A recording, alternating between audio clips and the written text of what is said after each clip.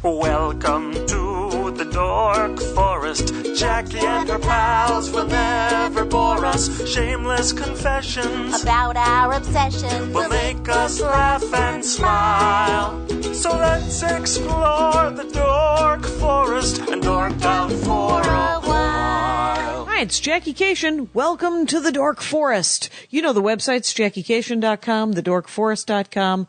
The credits. Let's do it. Mike Rickberg composed and sang the introduction to the Dork Forest with his girlfriend, Sarah Cohen. Mike Rickberg will sing the Mexican hat dance at the end of the program. Patrick Brady will fix this audio, and he's doing vital work. He also fixes the teasers on the YouTube page, which is youtube.com/thedorkforest, where you can hear a clip and see a picture of the guest, usually a day before the Tuesday episodes. JackieCation.com has everything. It has my stand-up schedule, and it has the merch page where you can get Dork Forest t-shirts, my CD, my new DVD or new CD. This will make an excellent Horcrux. And you can watch videos of me doing stand-up comedy, or you can wander around and see my schedule of when I am coming to a town near you. On dorkforest.com, there is the bonus track, which is usually me and Andy talking about an episode each week. And it also has the donation button. If you want to donate, if you enjoy the show, The Dork Forest, please donate. You can do $8.33 a month. I haven't made that easy for you. And a couple of people have pointed out that since in November and December I ask that you not donate to the Dork Forest, instead you find a food bank, that maybe I should ask for $10 a month so that you can donate $100 a year. $100 a year is what I'm aiming for. Dorkforest.com is where the donation button is. Give what you can. Buy a t-shirt, buy a CD, order a hoodie, do what you will. But let's get into the ad for this month, as it has been for the last several months. My sister Darla, who pronounces our last name different, talking about her work, which is a helper Magoo. She is a financial advisor. And then the show. Thanks for listening. At RBC Wealth Management, social responsibility starts at the top. As a part of the Royal Bank of Canada, RBC has been recognized among the world's financial, social, and environmental corporate leaders. Our sense of responsibility extends to our reputation for putting clients' interests first. My personal commitment is to help you achieve your financial goals by also considering sustainable and responsible investing strategies. To learn more, visit www.darlacashin.com. RBC Wealth Management, a division of RBC Capital Markets, LLC. Member NYSE, FINRA, SIPC. Hey, it's Jackie Cation. I'm in my living room with Andy Ashcraft because his friend Ed Baraf of @ebaraf, B-A-R-A-F, on Twitter and baraf.com. That's right. Okay. Is a game designer. They've been friends for some time. They both worked together at various different places. And Ed has a Kickstarter going and has made a really fun card game called Murder of Crows that I thoroughly enjoy. And you have also a board game going to Gen Con, right? Yes. So let us discuss your love of games. Sure. Okay. Where to begin? Where to begin? When were you born? Were you born with a die in your hand? No, I wasn't. But I sort of skipped board and card games and went right into video games, right? Okay, so that makes sense. I was born with a controller in my hand. What system? What system, if I may be so bold? I turned 5 in 86. Okay. So basically Nintendo Entertainment System. That makes sense. That was my entry into gaming. In 86, I was doing the uprights. It's prior to that, it was a Coleco handheld. So we never had and that adventure game where you had the arrow. That was a thing. Adventure. Oh, yeah, sure, with the key. Was it just called Adventure? It was called Adventure. Yeah, that was a great game. That adventure thing. That was called an adventure game called Adventure. Adventure. Back when it was so easy. I think that video games have gotten easier. Than they what were. makes you say that? To play. Yeah, to play. Oh, yeah. Oh, yeah. I mean, I think that they've gotten more beautiful. Mm-hmm. Definitely much more beautiful. I'm playing a bejeweled Disney for the iPad right now called Frozen, and then one called Maleficent. Yeah. Turns out they're named after the movies. Yeah. Frozen and Maleficent. and they don't have... And they're basically just standard drop 3 kind of things. Yeah, they're bejeweled, Candy Crushy kind of things. Mm-hmm.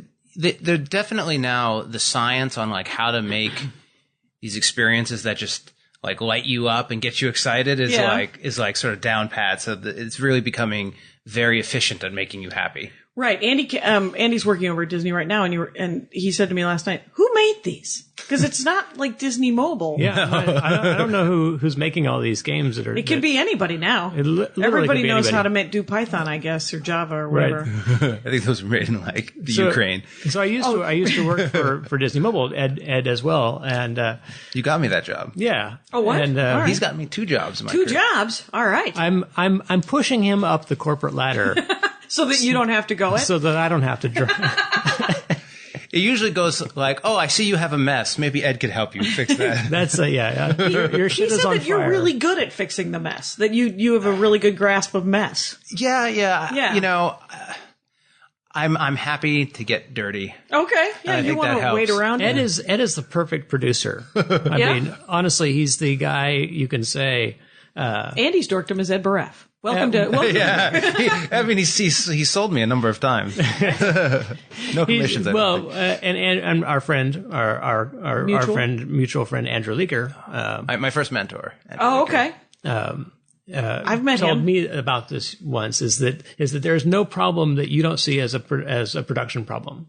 Sure, right. Everything can be solved. Everything can be solved. And that's there you awesome. go. And that's a great way to. What do you think about the lack of water in the Sahara? Something I think you could take that. I haven't moved outside of the game sphere, but maybe one day I will. Well, because I've been trying to figure out, because Andy sees everything as a sort of a game mechanic problem. If you see everything as a production problem, my father sees everything as a sale.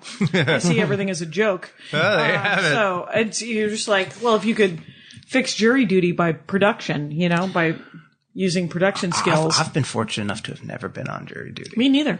I've been called in, but I've never been on a jury. Have you been called in? Never even been called in. Wow. That's amazing. That is amazing. That's another talent. Unforeseen that'll save talent. you some time. Okay, so but before, allow me briefly just to talk about Murder of Crows, which Sure. is a card game. Yes. That you were instrumental in making, right? Sure, yeah. It's your game, right? Yes. Yeah. I made it with Thomas Denmark. Okay, so you and Thomas Denmark got together and made a card game where you spell the word murder in front of you, and each letter, M-U-R-D-E-R, that's how murder is spelled. Each of the letters has a different, like everybody's spelling their own murder, and then you affect other people's in front of them. It has a take that mechanic. It's a take that mechanic. Yeah. We're you play learning the card things. and you say, take that. And you can block it if you have the same number of crows. Counter mechanic. Yeah, counter mechanic. Nice. But what I like about it is that it's like a 20, 30-minute game. Yeah. And then at the end of it, whoever wins, the victory screen, essentially, is you get to read your murder. Mm-hmm. It's a great denouement for a game. Right? Ooh. He just went over my head. He went French. It's something I've been thinking about and working on since for I don't know, probably 8 months or so. Just thinking about like, how do games end, and how do you have that dramatic arc within the game, which is not necessarily the story of the game, but the story of the playing of the game. I call it the victory screen. Yeah, the victory screen. The victory screen. The victory screen is the denouement in most games, right? It's just like boom, there it is, and you've got Bill Clinton on the roof of the White House in a hot tub with gals. Yeah, that was USA, Cruising USA. I don't know if you ever played that one. Of course. All right. Yeah, the victory screen on that is Bill Clinton in a hot tub on the top of the White House. First, you drive through the cherry blossoms in D.C. It's so beautiful. But what is that sort of like? Yay! I had a great time, and now I'm in that coming down.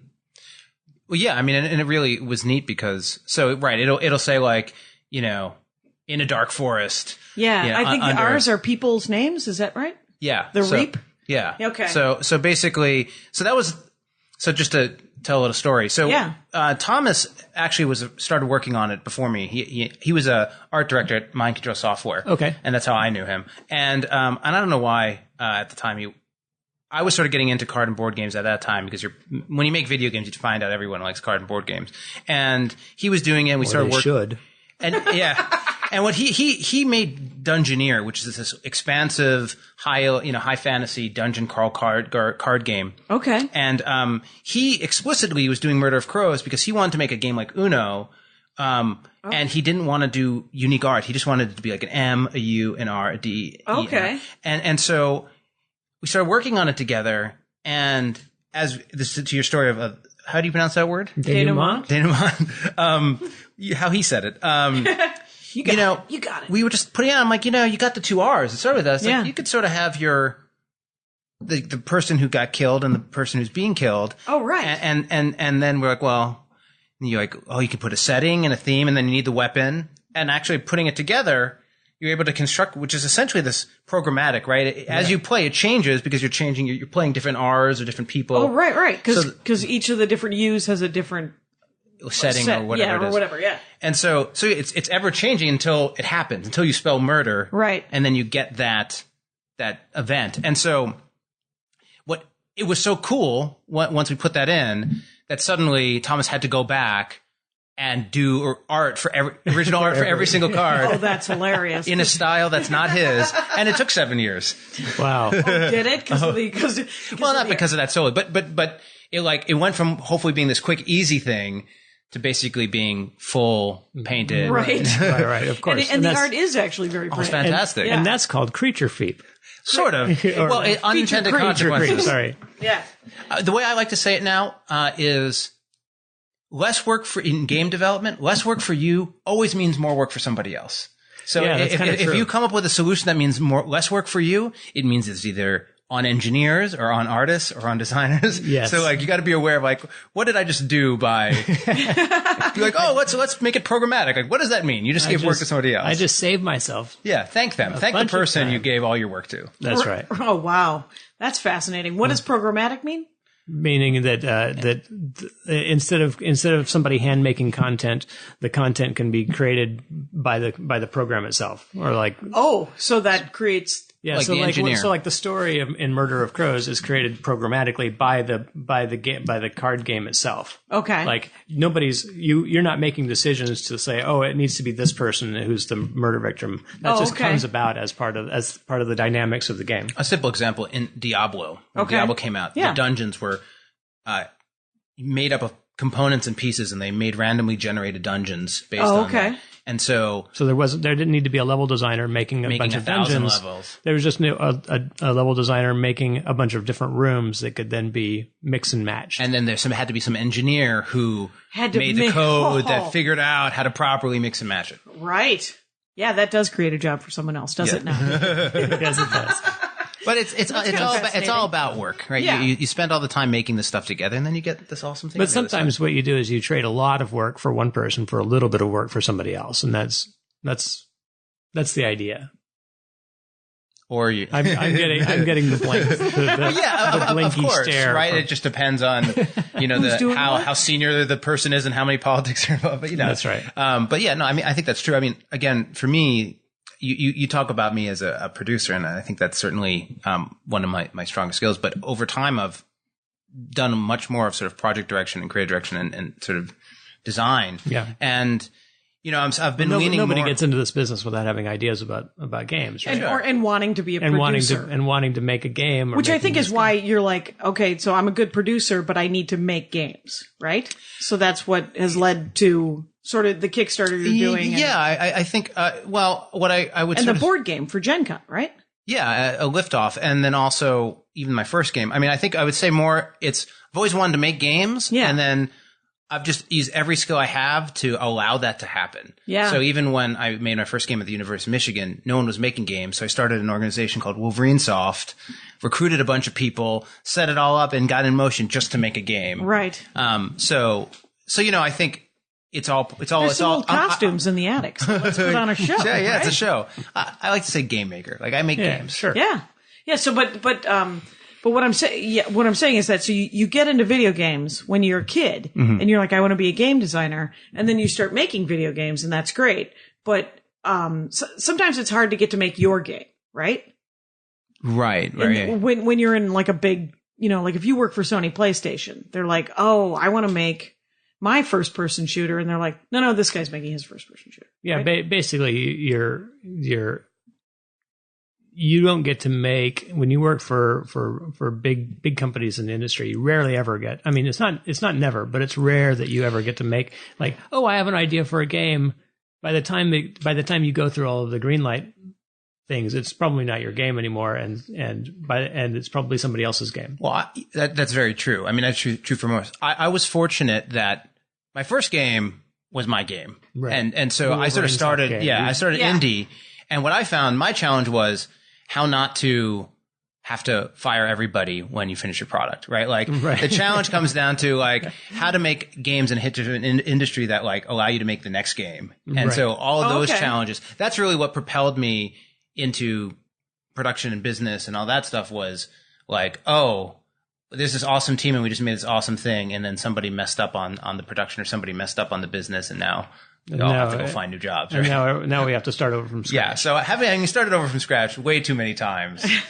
That's sort of how it went for me. But. So what board game is going to be at Gen Con? Gen Con is the thing, because this episode will drop. That's what happens with podcasts. We had this drop. conversation. And it goes up on iTunes. I don't know what you want to call it. It'll be available at dropforest.com. It's a drop. And on August 11th. So that'll, I think, be in the middle of your Kickstarter, right? Yes. And so you're doing that for a board game, right? Yes. Or for a card game? For a board game called Liftoff. For Liftoff. Okay. Now Tell us about Liftoff. It's been about a year since I've heard more. I played an early version of it with you, with the three of us. Yes. Right. So Liftoff, you had mentioned Murder of Crows was about 20 or 30 minutes. Liftoff's maybe 45 for 2 to 5 players. Okay. I really like sort of lightweight, easy to learn games that, in particular, everyone who plays it feels like they're in it the whole time. And not like bored or confused and the person who brought the game wins, that kind of thing. I hate that. And so, at the time I was playing a lot of, Ticket to Ride, and, Forbidden Island and a lot of these games that were sort of cooperative. So I wanted to make a cooperative game, but I didn't want it to only be cooperative. So I ended up making Liftoff, which is, you're aliens on this planet and somebody has tripped over a coolant cord and, the whole thing's going to explode.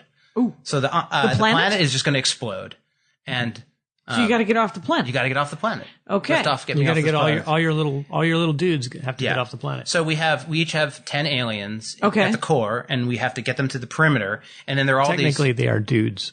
Yes. Dudes. Aliens. Alien dudes. Yes, technically they're dudes. They're not aliens to themselves. And then on the perimeter of the planet, it's this modular circular board, but when you get to the edges, there are all these sort of escape vessels or things. So you have like a rocket, a UFO, there's different satellite. vehicles. Yeah, all sorts of different, there's a jetpack. And each one has a slightly different mechanic for what you need to do in order to get to use it. To use it. Okay. Right. And you're drawing resources and spending them to use them. But what's sort of, it's not unique, but what is special about Liftoff is all these different, vehicles can sort of hold different numbers of aliens. Right. Or dudes. And it doesn't matter whose team they're on, right? So at the beginning, like we can all get on the rocket together and have 2 of yours and 2 of Andy's and 2 of mine, and we all take off. But you're still trying to be the first person to get all of your aliens off. Okay. So early, we're like working together, like, oh, you got some extra resources, and then suddenly, or at about halfway through, somebody's taking the lead, or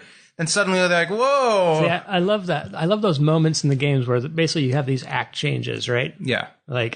And frequently your strategy for playing these games hinges on timing that change in your strategy from going from cooperative to competitive? Right. At just the right moment. Well, and sometimes it's about being in second place, right? Sometimes it's about letting somebody do the moment first, get the axes in his back. That's right. and then Meat Shield? Is that am I pronouncing that correctly? I think so. And I think, it was interesting. Sometimes I call it, island, because originally when I designed it the first time, it was an island and it was making a raft, swimming, a smoke signal, which is still in there, and like radio calling for help.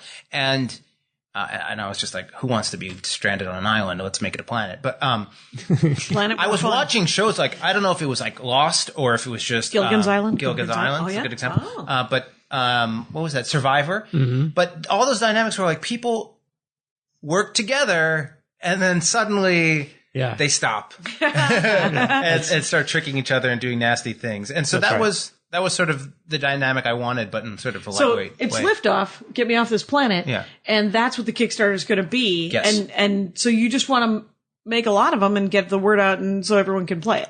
Yeah. It turns out that So we built the whole thing. Like, we made the box, we made the board, we cut it out of masonite. We have a copy of it. There's a copy of it here from a distance. The audience can't see, but I can describe as being quite beautiful.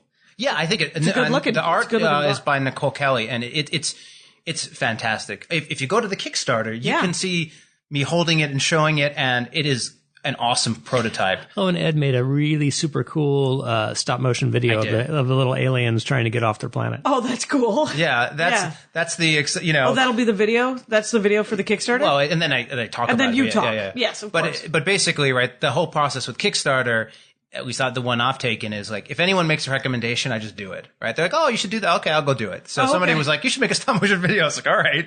Stop motion videos are hard. They take a lot of time. A lot of time. This is not a casual endeavor. No. But it's like a little mini project. The Kickstarter's a project. Yeah. The video's a project. The stop motion. So, is it keeping you off the streets? Is that what I'm hearing? I'm saying it's just like, it's fun. But so you can check it out. But, Nicole did the work, the art, and it's a very nice looking thing. And it's 45 minutes to an hour to get off the planet. 45 minutes. Sometimes these games, like the first time you learn, you add another 5 minutes on. Okay.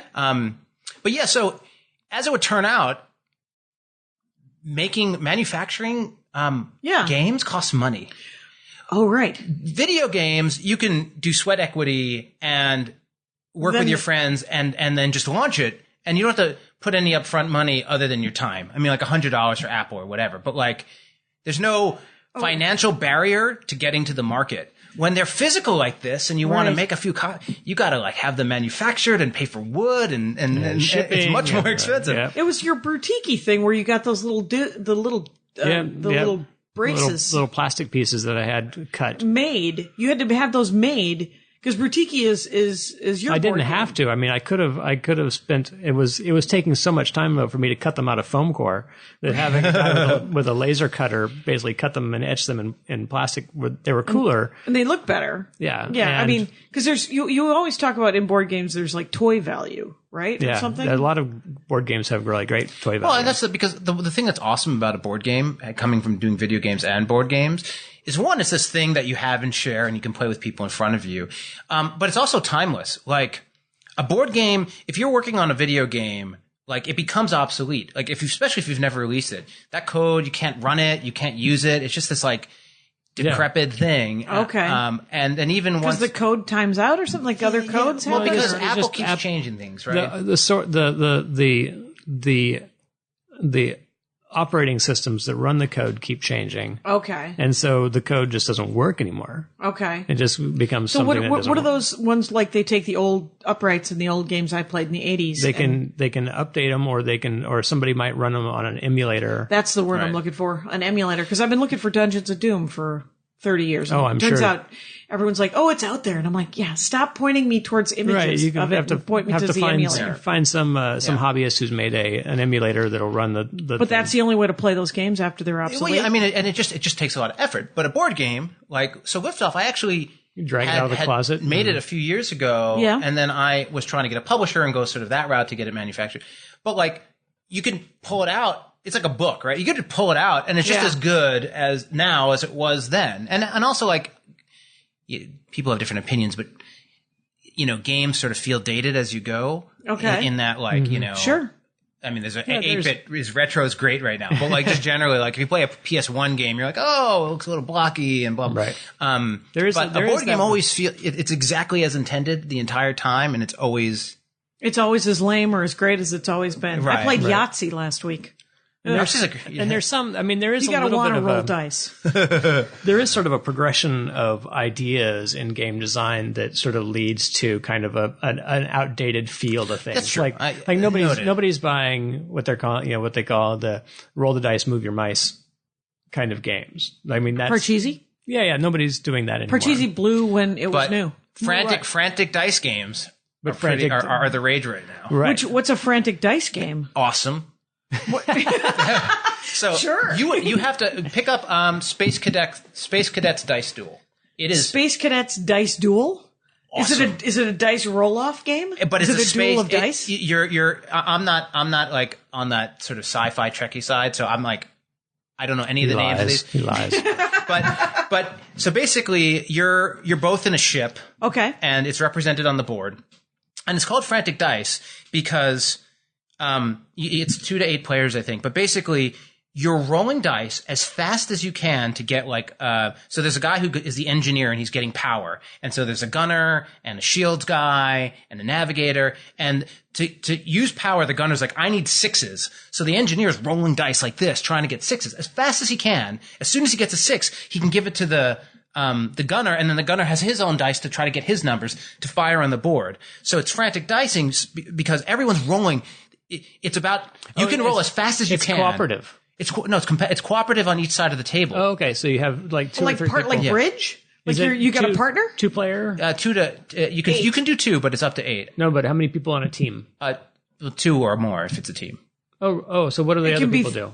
It can be 3 people. One person's just rolling to get the energy dice. Okay. The other people are managing what they're responsible for. Okay. By rolling their dice. Okay. But the frantic dice bit is it's like, oh, you're trying to get a number and you just roll the die and you can roll as fast as you can. And as soon as you get the number, you can use it. So it's like you're sitting there and it's about like, wait, I can just keep going. Like normally in these games, you can't roll more than once. Right. Yeah, there's you roll and you it's wait. your turn. There's other real-time games that are not turn-based. That's crazy. There's card games that are like that? Yeah, as well. What's one?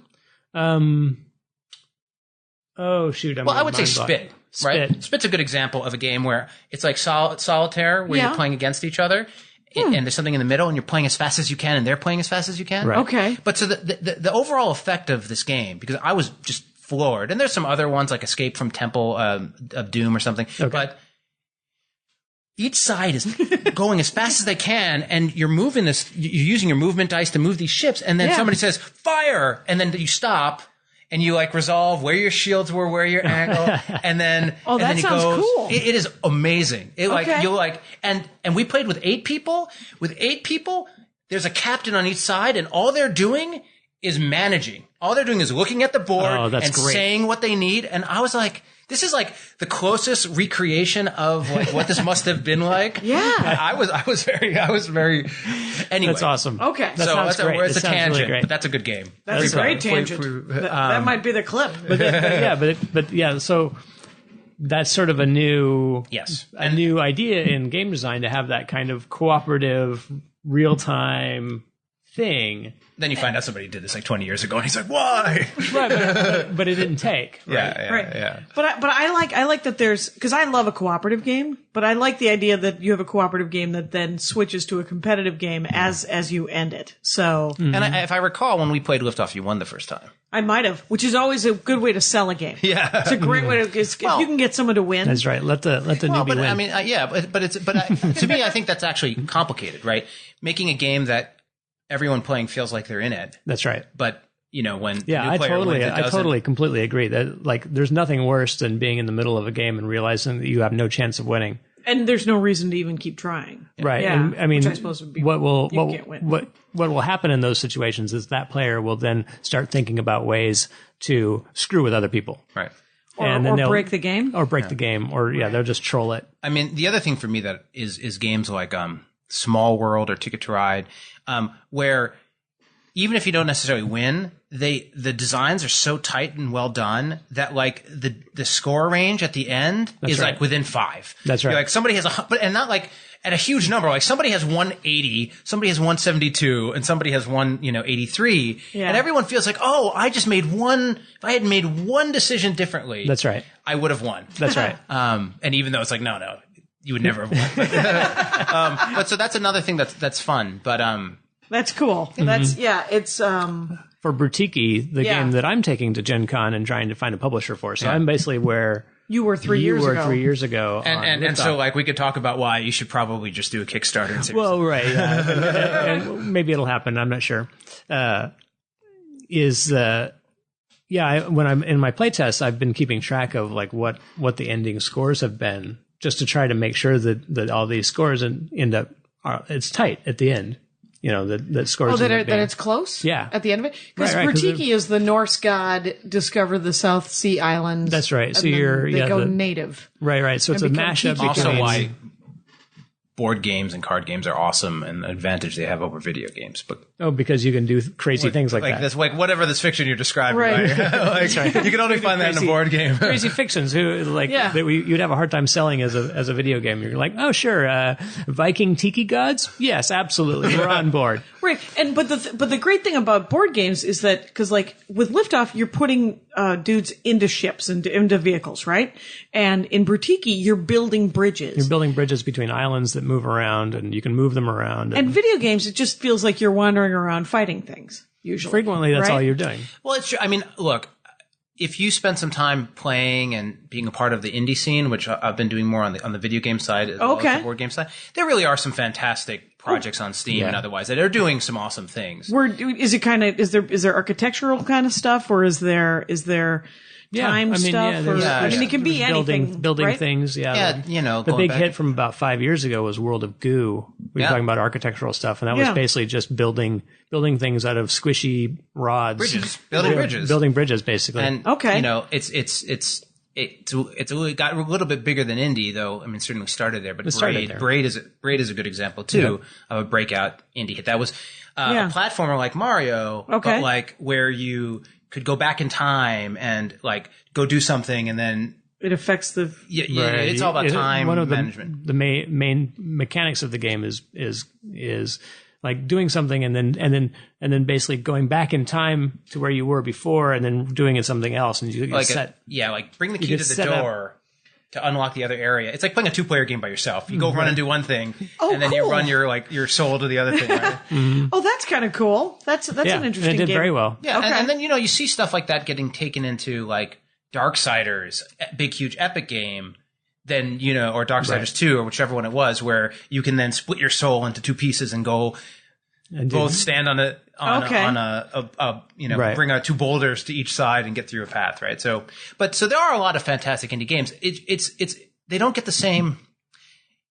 The board game market community and audience is much more receptive and supportive of small little efforts and enjoying them, and they don't need to do as well. They don't need to make as much money, and they can be sort of more crazy, jokey sort of. Okay, ideas this sounds exactly like sort of like comedy dorks, comedy nerds. They're just like, no, whatever you want to talk about. What is it going to be? And they're receptive, and they just want to go. No, you want to do a weird.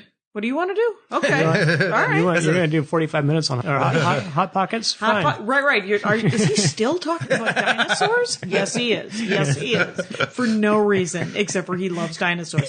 So you could make a board game about anything because the audience is more receptive. Well, and for the Kickstarter, right? Right. I basically need give or take, let's just say flat, like 1,000 people to say, yes, I back you. I like this game. Here's $39. Send it to my house when it's ready, right? And then I get to manufacture it and go. That's 1,000 people. That's like not crazy. I mean, most of the time that's not inconceivable, right? Or unconceivable, and you get to do things. You get to do things that, like at Disney, right? There's all these things you would never do because they'd just be like that wouldn't move the needle, like. Right. 1,000 people is not, it's like, how are we going to move 1 million people? 1,000 fans is a reasonable number of people for a board game. Right. Where it's like, for an electronic game, it's like, who cares? 1,000 people. Oh, they don't, they're not more like 1,000 people a minute, right? Like, right. If you don't have 100,000 people a day, in these games, you're in some trouble. of the video games, people get all sad. And well, they're like, you're not making any money. So I guess what I'm saying is, it's easier in physical board games, although you have to. Although part of that is the price point too, right? Where you're selling something for $40 or $50, as opposed to free or $1. But even with console games, they're not. Battlefield, they're not like, hopefully we can get 1,000 people to pick up our game, right? True. But once you're talking about Battlefield, you're talking about millions of dollars. What's Battlefield? Like Battlefield 1942 was a huge, big shooter war game. A video game or video game? Okay. Sorry, we're jumping all over the place. What you guys doing or dorking out? That's you're spending tens of millions of dollars on that to produce it. Oh, right. So you need a lot of people to spend $50. Oh, to fix it, to break even and then make money back. Right, but so but all I'm saying is, when you're talking about, and a lot of Kickstarters that are only looking for $10,000 or $12,000, they only need 200, 300 people, 400 That's right. people, right? That's right. That kind of, you can imagine talking to 200 people. Like you can be like, okay, I'm going to find 5 people a day for 30 days and, Right. And I get can $40 a piece out of it. Yeah. Fair enough. So that's sort of, I think that's neat. That is neat. And what I like, what I've seen, especially like Scott Rogers, who's been on the program and is a friend of yours, Right. and has made a board game, which and is has made awesome. a board game as well. What board game did he make? Well, he's working on that rockets and ray guns. Oh, and he's all about the toy value. Yeah, he's got the little figures, and they're like 1950s sci-fi themed. He spent all of his money on the figures. There was a guy I had on the show, I think when it was a live streaming show on Blog Talk Radio, and I bought it. It's called Masses versus the Massive. That's right. And it's this Gamerzilla thing, and one person plays Gamerzilla and one person plays Tokyo. The army, cool. yeah, I like it already. right. Well, and it's a super fun game. I have a hard time with trajectory. I need to get a new set of rules because I tried to play it the other day, and I was like, I don't know how that planes go anymore. Right, I'd forgotten how to. And some of the movement, I wish the rules were whatever, but it's called Masses versus the Massive. But the weird thing is he spent so much money on the awesome hexagon board and the tiny Gamerzilla dude. And then like the army and stuff, they're just little plastic guys. They're just, that's fine. It's not as cool as the lizard. Let's make the turtle lizard thing awesome. Right. And let's make the hexes great. And then he made individual hex rubble. So like you can tell when I meet like different game designers. You can see what they're excited about. And it's actually an interesting dynamic in both video games and board games. Like, so fundamentally, my company is actually called Pencil First Games, but I think Is there a website for that? Pencil First Games. .com. Oddly enough, well done. At Baraf on Twitter, by the way. But fundamentally on both places, right? You don't need all that flair and polish and stuff, right? In games, you can start with shapes and circles and, That's right. and right. pencil. With board games, you can start there. And there are a lot of people that actually, you can take that pretty much to market. I mean, if you look at a lot of the micro games that are coming out, they're really simple games that aren't heavily dosed in the sexy sauce, right? Right. But the interesting thing is, like, for me, I actually sort of through my trajectory, like, have really come to appreciate the value. Like, I like games with strong theme and take you like on an escape and adventure. Like, that's what I like from games. The I like, story, kind of, or the setting. well, the escape, which is the whole thing. All right, so between Murder of Crows and Liftoff and the new game that we're working on together, that's basically your idea, is I see you as like a really interested in that narrative, in like creating narrative in games. Yeah. Well, and I think getting lost in them, right? Yeah. And I think that, but that makes up for my weakness as a mechanics designer, right? So for me, it's like, I want you to get so absorbed in what's happening that you're like, oh, our score differential was huge. What happened there? And honestly, that's a very workable trade-off. I mean, if you're invested in the story and you're invested in the world, then who cares? Well, and it also makes it lightweight. And I've been trying to explain to my nephews, because I was playing Yahtzee with them, and they got super competitive because they're siblings, and I never liked board games before I met Andy because I'm the youngest of 6, and we would play these games, and there would constantly be, well, you forgot to get $200. You forgot to ask for $200. The bickering between siblings can be rough. Right. It can be a rough environment to play any sort of game in, or have any sort of fun in. And it can make you not like games. So I never liked them, and then you introduced me to Apples to Apple. Excellent gateway drug. Excellent gateway drug in the world of board games. Sure. Especially for comics, because everyone gets 2 minutes. Right. Sorry. Because everyone gets to be green, right? And so you get to be the funny And then one. Ed came down and introduced us to Quirkle, which is right. another great. Oh, I love, you know what I call Quirkle? Idiot Scrabble. Yeah, it really is, isn't it? Because I'm so bad I remember, at Quirkle. need I to know learn to Susan, and Susan Roth, the maker for Idea Duck, and like, she was explaining it, and I was like, "Oh, it's Scrabble with shapes and colors." And she's like, "Well, no, I mean," and then right, because she was like, "No, I made a thing." And you're like, no, it's a great thing. I love Quirkle because it's Idiot Scrabble, and the thing, I work in words, right? I'm a wordsmith. That's what I like. It's on my card. No, but the thing is I'm so bad at Scrabble, and I'm so bad at Boggle, and I'm so bad at all of those games that are jumble. I don't see. Like other people. She has 6 words. and the. It's never good. I'm also not good at Quirkle, but I don't care.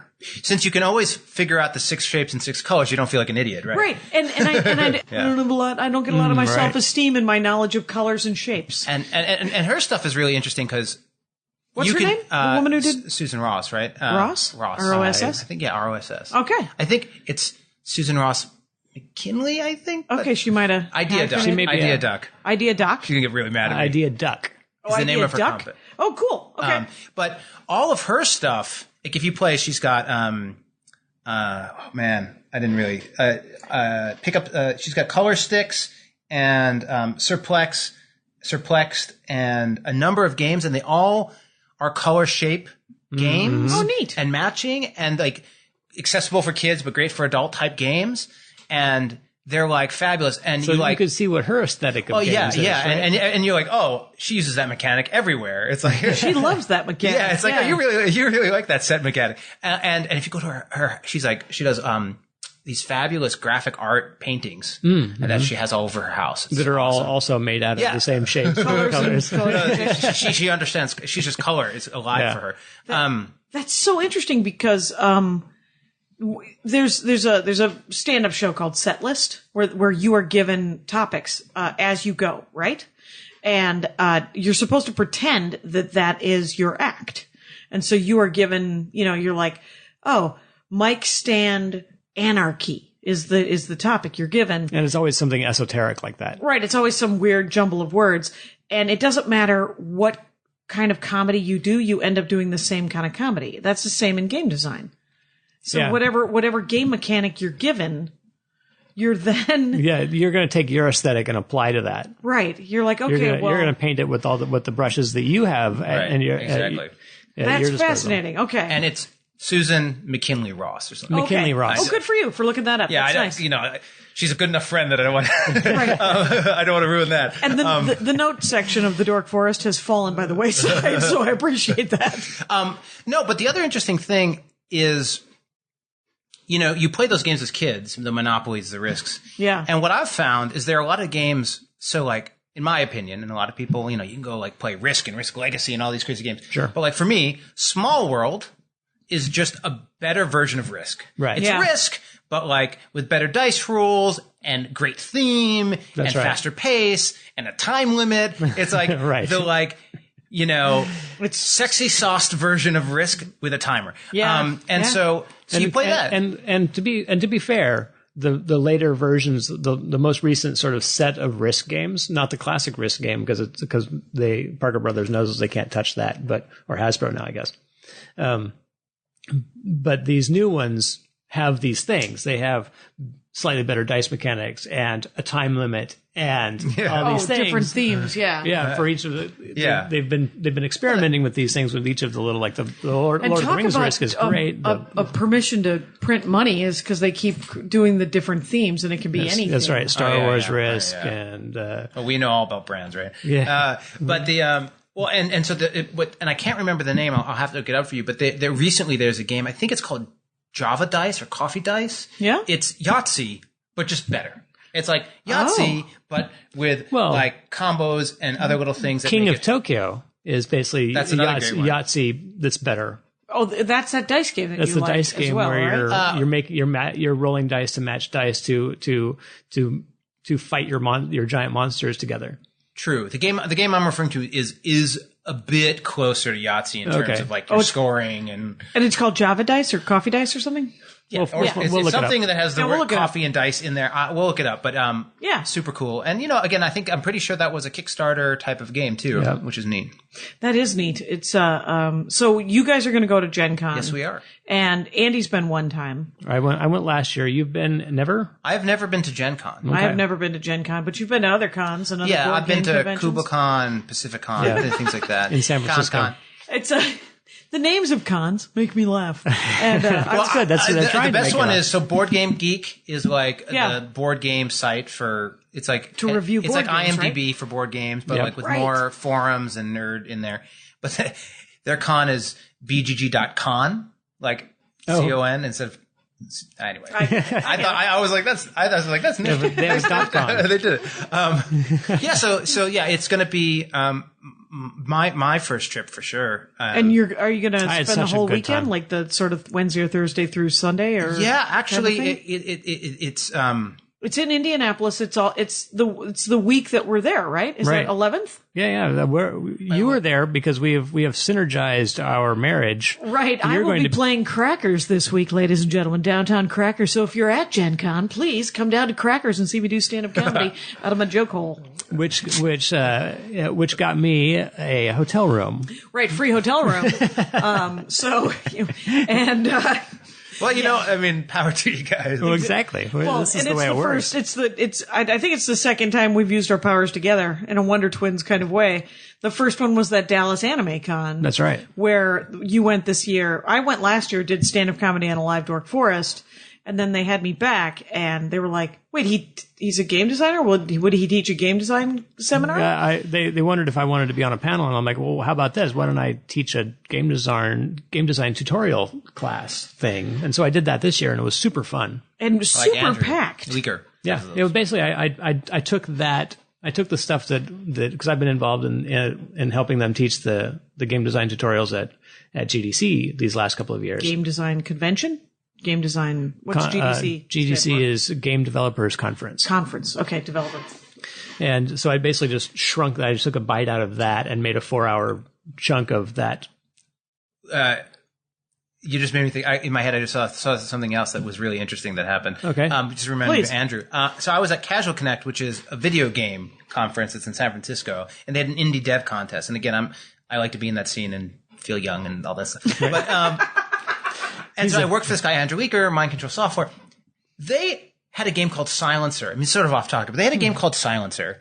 Hugely popular. It was like on the 10 network. It's this like fast-paced multiplayer network game, like super way ahead of its time. Way ahead of its time for when it came out. So they wanted to take it down. They were going to take it down because that network went down, but some community kept it up.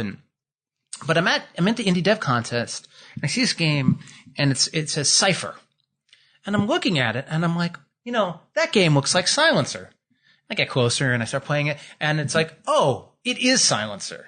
Literally. Really, somebody's just taken Silencer and putting a new name on it and re-upped it as its own thing. So there's two things. One, that's a little crazy, and I was like, I sent some emails out to guys like, is this Silencer? Like, I'm pretty sure this is Silencer.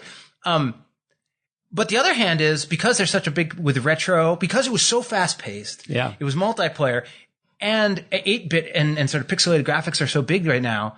You actually, it sat there. And it looked like today's brand of retro game. Silencer? Of indie games. Yeah, but that was crazy. Yeah. Silencer wasn't indie. It was a. Well, it was. But it was 15 years ago. Okay.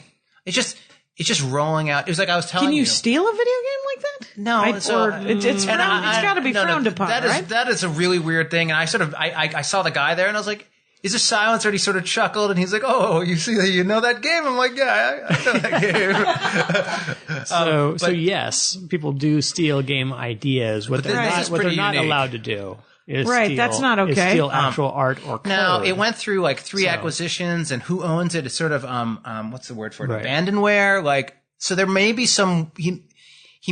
However, if he is putting it out as his own new thing, then he has definitely stepped over an ethical line that Ed and I discussed earlier. Well, but it is interesting to that old as new. So for the Kickstarter, right? I'm going through this process of sort of branding myself and being on Twitter. Like I've worked for companies, and I haven't really speak for them, but I'm sort of engaging on my own because it's really when you do a Kickstarter, you're like, please give me your money. Right. That's like right. I'm the one standing in front of you. Yeah. And so one of the things I've done is I had all these old games, like that first game I ever made, Crisis Wolverine. I made that at the University of Michigan for University of Michigan students. Like there was a very small audience. It was like a Facebook game 10 years ahead of its time. There you go. Right. But had fabulous art and look, and this stuff is just missing.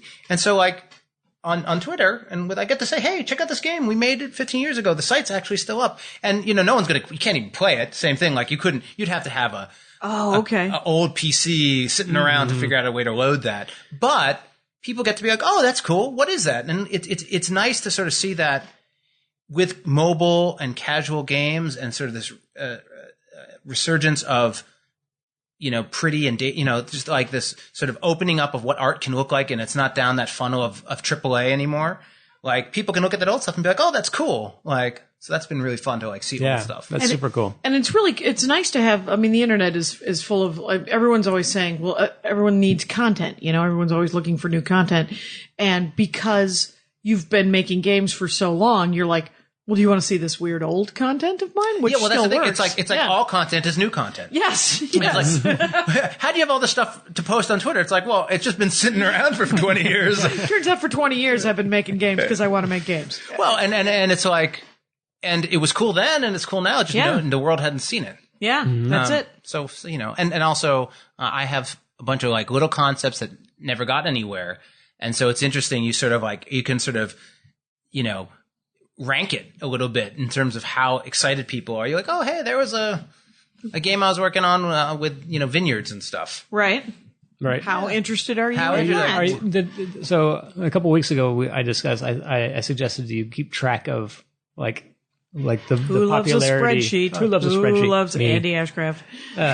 Tracking. And you should meet Richard Bliss, who does Dice Whisperer podcast. And he does He does Dice Whisperer. I think that's Does the he name. whisper? No. I may have got. I want the whole podcast to be in a whisper. I totally do. And mind you, I'm terrible with names, so like if I got a lot of this wrong. But he has game nights and stuff, and he has like a game garage. It's pretty awesome. It's about the best. He's got a man cave with his board games. Yeah. But he tracks it. He like tracks all the games and who won. Oh, right. And like he's got like a he's got a big spreadsheet. Yeah. No, I haven't made spreadsheets, but really, again, I have found Twitter to just be an amazing experience for me in terms of, at some point you're like, well, you're just trying to get followers to be able to point them at this thing, and then you're like, well, if you get enough, 1% will actually look, or 10% will look, 1% will give you money. But actually the fact that it's like the world in a room and everyone can whisper to each other, regardless of like Twitter's super fun. Stature and height, it allows you to make connections with people you would otherwise never connect with and get value from it. Is that true, Jackie Cation? It is true at Jackie Cation on Twitter. But here's the thing: is I genuinely tweeted your Snoopy this morning. Oh, did you? Yeah. I really do like Twitter, but the problem with Andy Ashcraft of Giant Stance Games going on Twitter is that you will live in a rabbit hole. I live in a bit of a rabbit hole, but because you will go down that rabbit hole and not come out. Right. Which you should go on Twitter, but I'm loath Facebook to is tell a bit you of to go rabbit hole. Well, I will, and He says that, but I don't quite necessarily believe him. When I don't have none of my current projects are things that go directly to people. Right. See, but that's why you got to build my market. Let me make. I understand that. I want to do a rant after you're done. Okay, so Ed's going to tell me how I need to start putting money in my savings account right now for my retirement. 401k when you're 22, you guys. Exactly. She's already heard it. She has. This is what you should learn in high school. Start investing in your followers now. Right, but my current clientele are as a freelance game designer, my current clientele are people who are executives. Like they're people who would hire me, and they're not people who would buy my game. So there's a slight difference. I hope to very shortly have a game that I can go directly to people with. That Brutiki game, right? Brutiki, exactly. Yeah. And then a superhero role playing game after that, hopefully. Oh, right. But There was Unlimited. Good times. But what he did say is that he was like, but I could use your Twitter, right, Jackie? That's right. And now I've got Ed here building his followers, and I've got Jackie's who built up a legion of fans. Well, it's true, but you're essentially you are using Twitter. You're just using the real life version of Twitter. Exactly. Right. You're just whispering at us. I'm cultivating a small but elite group of opinion makers. No, but so you sort of stole my thunder on the high school analogy. Oh yes. But the thing is, one, I really have come to appreciate its value outside of so I had met this guy, Teal, who did Shadow board game. He did a Kickstarter, not Shadow Run, because that's an old video game, but Shadow something. I don't know. Shadow Force. I can't remember the second word. Okay. It's got the word shadow in it. But his name is Teal, Teal? Teale. Okay. Okay. We can. and- Yeah, that's yeah. Googleable. If we do teal shadow, we'll probably find. Yeah, something. you will. Yeah, that's how you do a little work out there, internet. You can do it. But anyway, so I met him at that at a game night. Okay. He played Liftoff. Yep. And he loved it. And he had just been doing a Kickstarter, so he started being really helpful. And then right. he was like, "Have you done Twitter?" And I said, "No." He was like, "Get your act together." Right. And I was there. And then on Twitter, he's like, "You should meet Tiffany Ralph, the One Tar, who does video reviews." And he just was like, "Hey, the One Tar, check out Ed." And then we started talking, and then we met in person. Well, how do you spell the one tar? THE1ONETAR. Tar. The okay. One Tar. Okay. But Is her name Tara? It's Tiffany. I don't. It's Tiffany. It's beyond me. Might be your initial. But she does really fun, lightweight game reviews and previews because she will go somewhere and do handy cam stuff. It's a little shaky. It's a little nuts. But they're short and fast. They're not Okay. most video reviews for super board fun. games are 15 minutes, and you're like, oh, Right, you really have to right. want to watch it. But the point is, she introduced me to her. She checked out the game. She liked it. She was willing to do a review for it. But then she just became a great resource to connecting me to other cool. people, other reviewers, other Yep. references. And so This is why I'm pushing him up. I mean, the greatest thing about Twitter is that you meet people that are like-minded that you didn't even know, and they're in the middle of Indonesia, and you're like, "Oh, hello, Indonesian guy." I needed an animated GIF, and I was breaking my head trying to make a little banner ad that animated for Liftoff. And I was like, "Hey, can anyone help me?" And they was like, "Go talk to this guy." And he's like, "Okay, hey, let's meet on Skype." And it's nighttime when I'm talking to him. I'm like, "Where are you?" He's like, "Oh, I'm in Spain." I was like, "Oh, okay." And then he just did it. He did a great job. And he just, because someone who knows how to do some of this stuff that would take you 9 hours to do it, they're like, "No, that's 20 minutes. I'm Right. done." They can just there knock you it go. out. Yeah, they Yeah. knock it out. So my favorite board game spreadsheet story of Andy Ashcraft is Rich Sumner. I think it's Sumner. He's on the Dork Forest. He's on Mad Men, and he's a board game dork.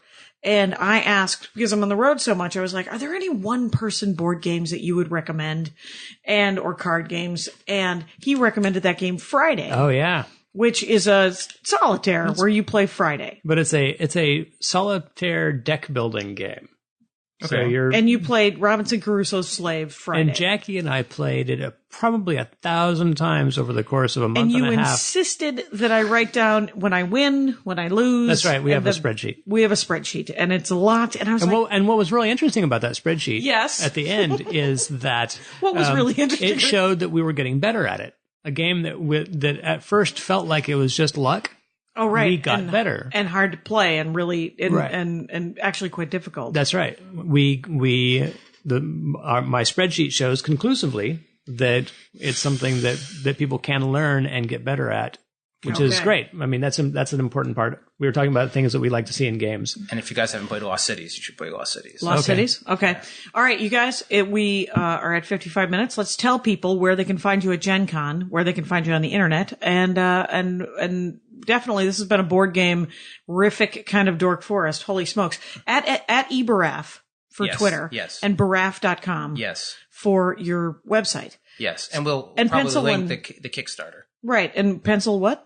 Pencil First Games. Pencil First Games is the name of your game company. Yes. Andy Ashcraft does not have a Twitter account, but No. it is giantsdancegames.com. Right. And GiantsDanceGames.com. and then you get a Facebook page. Yeah. But that's not a pro one, right? That's just No, individual. that's just mine. But, Okay. And then you'll find me at the First Exposure Playtest Hall most of the time, probably at Gen Con. Yes, I think most of the time. And where are you going to be at Gen Con? Your game made Liftoff made a Well, no, thing, so right? I'm going to be at the First Exposure Play Hall. We haven't set up the times yet, but Okay. I'm Look going- for Liftoff. look for Liftoff, Boutique- but Kiki. I'm actually doing. I made another 500 of those little aliens, and doing a little photo contest of taking the alien and going around. It's like a purple one, and taking Gen Con pictures of it. So cool. I'll be handing those out. And actually, the best way to find me is probably just to whisper to me on Twitter. Just tweet at you, Yeah, and then I'm basically. It all depends on where I am with the Kickstarter, right? I might just be coasting, or I might be literally just going person to person begging to play the game. And then wasn't there some talk about having some sort of paint party, painting the little meeples too? Or Well, I was going to hopefully do that before Gen Oh, Con. you're going to do that before. But I if thought I'm desperate, I might just bring the unpainted ones and let people paint. I'll bring the paint. And then we'll just sit and be painting. And they're like, what are we painting? Oh, we're painting the thing you're going to use in the contest. Oh, that's right. There's a contest? Oh, yeah, that's what I'm saying. So it'll be like a, I don't know, $50 Amazon card for taking a picture with this little alien Meeple dude, yeah. little meeple dude around the contest, and the best one, or whatever, however I figure out how to pick it, will win a gift card, Right. which they'll hopefully then use for the Kickstarter. But they don't have to. Right. They can, yeah. And They can use it for whatever they like because they've already They can they've go already through they've The already contest will kickstarted it. require them to post their image on Twitter.